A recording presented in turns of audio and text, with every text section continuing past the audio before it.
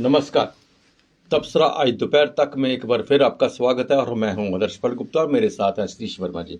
सतीश जी, जम्मू को लेके जिस तरह हमने शुरुआत की है कि जैसे लोगों ने कहा कि हमारी समस्या को जरूर इस पर उजागर किया करें ताकि प्रशासन तक हमारी समस्या पहुंचे।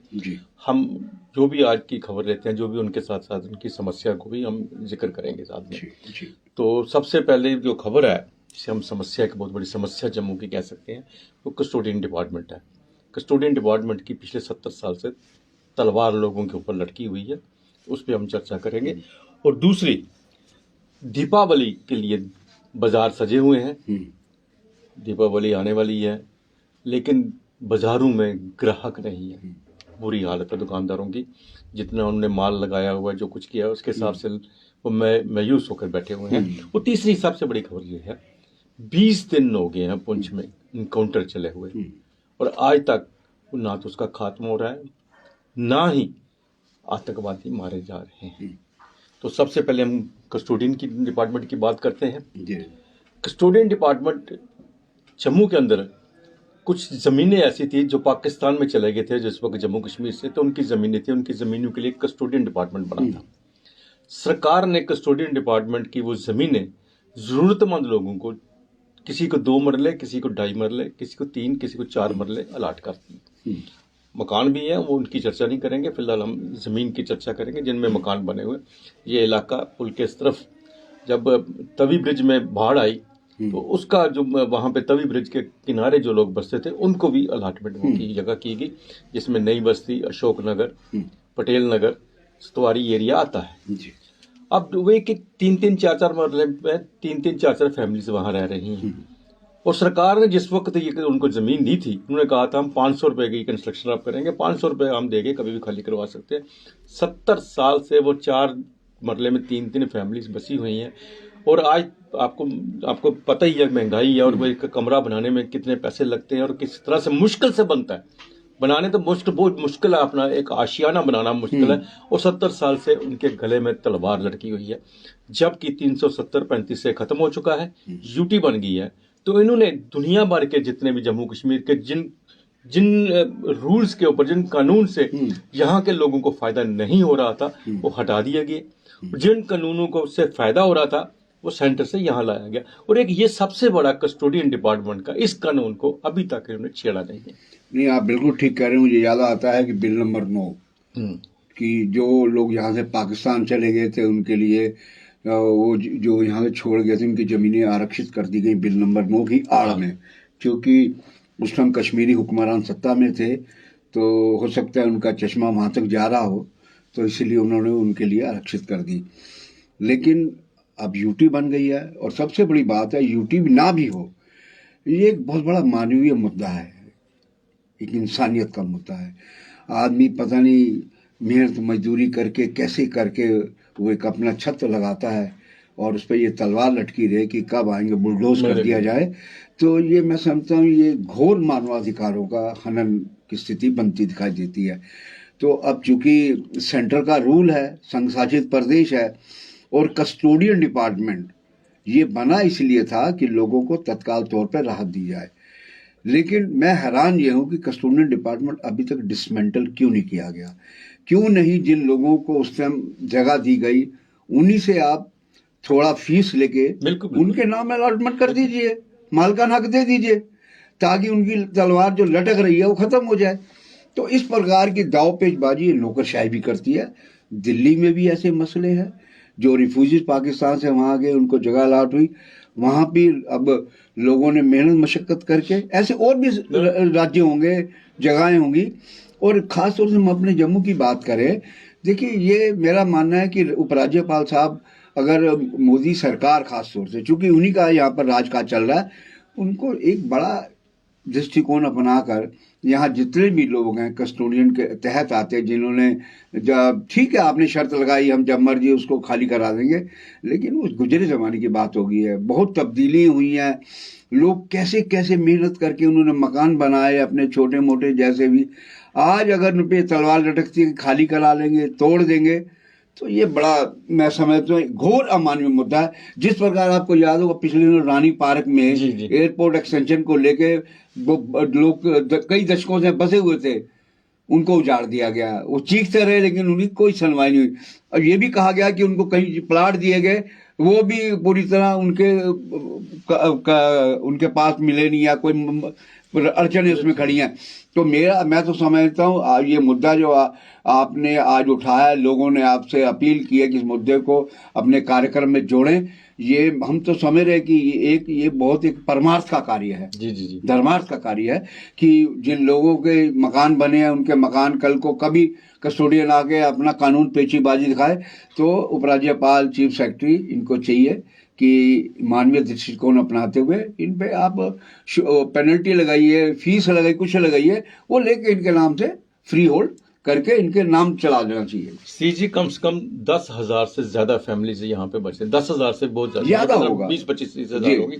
लेकिन चुनावों के दिनों में इनको हमेशा यही आश्वासन दिया जाता है कि हम इसे हाउसिंग डिपार्टमेंट में या जेडीए में डबल कन्वर्ट कर देंगे, आपसे डेवलपमेंट चार्जेस ले लेंगे। लेकिन आज तक, जबकि 370 टूटने के बाद लोगों को उम्मीद बंधी थी कि हमें हमारी जमीन मिलेगी, हमारी नाम होगी, कब्जा जिन्होंने किया उनके नाम अलॉटमेंट कर दी, उनके नाम रजिस्ट्रेशन हो गई। जिन्होंने जबरदस्ती फॉरेस्ट लैंड का कब्जे में कर ली, उनको उनकी रजिस्ट्रेशन हो गई, ग्रैबर्स उनको मिल गई लैंड। नाले सारे कवर हो गए, रजिस्टर हो गए, नहरों के सारे जो बैंक है सारे के सारे कवर हो गए, उनकी रजिस्ट्रेशन हो गई। जिनको अलॉटमेंट बेचारों को की है, जो 3-4 मरले में तो 3-3, 4-4 फैमिलीज रह रही हैं, उनके सर पर तलवार। देखिए, मुझे सतपाल जो यहाँ पर रहे मलिक साहब गवर्नर, उनकी बात बार बार मेरे कानों में कौंधती है। इसलिए कौंधती है कि भ्रष्टाचार इस कदर है कि जो कानून पालक है उसी को डराया जाता है, उसी पे तलवार लटकती है। जो लैंड ग्रैबर हैं बड़े बड़े, जिन्होंने खड्ड कब्जे कर लिए, जिन्होंने कॉलोनियां आजाद कर दी, प्लाट काट लिए, तो मैं समझता हूँ उपराज्यपाल महोदय इस ओर देखें। ये बड़ा एक ये परमार्थ का भी कार्य है और इंसानियत का भी कार्य है। जो लोग यहाँ बैठे, जितने परिवार बैठे हैं, उनको आप शुल्क लगाइए, पेनल्टी लगाइए, जो मर्जी लगाइए, उनको फ्री होल्ड करके उनको मालिकाना हक देना चाहिए। ये मैं समझता हूँ इस मोदी सरकार का, उपराज्यपाल शासन का, यूटी बनने का कम से कम एक लाभ तो दीजिए।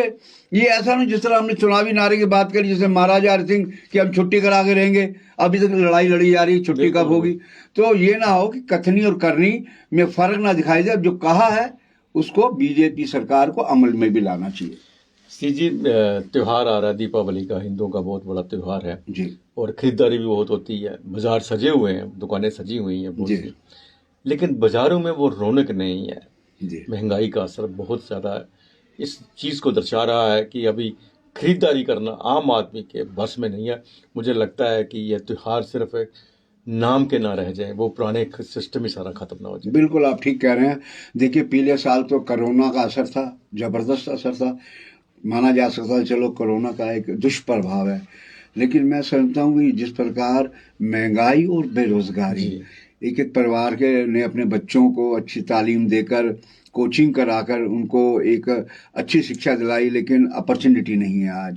आज सरकार भले जो मर्जी दावे करे, जमीन पे वो दावे सच्चे दिखाई नहीं देते। और महंगाई की बात करें, आपको मालूम ही है कि आज ईडेबल ऑयल, जो खाने का तेल है, वो आसमान चढ़ गया है। तमाम चीजें, बचत है ही नहीं।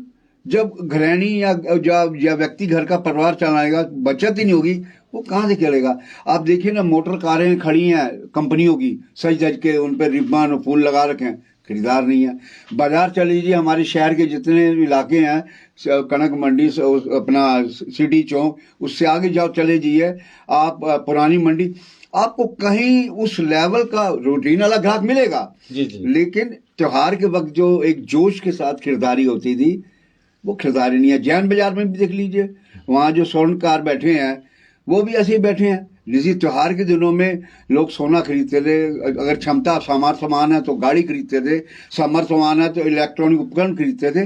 अब मुझे लगता है, एक आपने सही कहा, ये रस्म अदायगी भर अब त्योहार बनते जा रहे हैं इस भयावह महंगाई के दौर में। जी, पुंछ में एनकाउंटर की हम बात करें, अभी तक वहाँ पे जो एनकाउंटर जो है ख़त्म नहीं हुआ, 20 दिन हो गए। मुझे लगता है ये सबसे बड़ा एनकाउंटर चला है, और 20 दिन में आतंकवादी कोई मारा गया या नहीं मारा गया वो सामने जी। की बात है।